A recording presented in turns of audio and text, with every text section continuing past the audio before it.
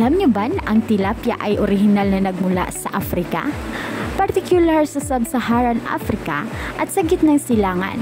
Ang unang uri ng tilapia na dinala sa Pilipinas noong 1950 ay ang Mozambique tilapia o Eurychromis mozambicus na ipinakilala sa pamamagitan ng ilang piraso na dinala ng Bureau of Fisheries and Aquatic Resources mula sa Java, Indonesia.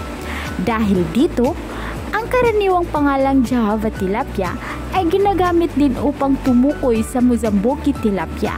Ang Java tilapia ay kilala sa pagiging masaganang magparami dahil maaari na itong mangitlog kahit na sa maliit na sukat basta't umabot na ito sa hustong gulang na 3 hanggang 4 na buwan. Ito ay mabilis lumaki, madaling maparami, at matibay sa iba't ibang uri ng kapaligiran at sistema ng pag-aalaga. Ang pagpaparami at pag-aalaga ng isdang ito ay nangangailangan lamang ng kaunting puhunan at ang teknolohiyang ginagamit ay maaaring maging simple at madaling maiangkop ng maliliit na mangingisda.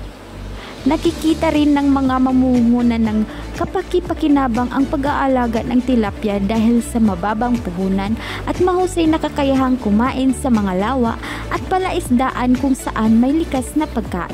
Noong 2024, humigit kumulang 261,000 metriko tonelada ng tilapia mula sa aquaculture ang naiprodukto sa Pilipinas. Ito ay isang pagtaas kumpara sa produksyon ng tilapia noong nakaraang taon na umabot sa humigit kumulang na 254,000 metriko tonelada sa bansa.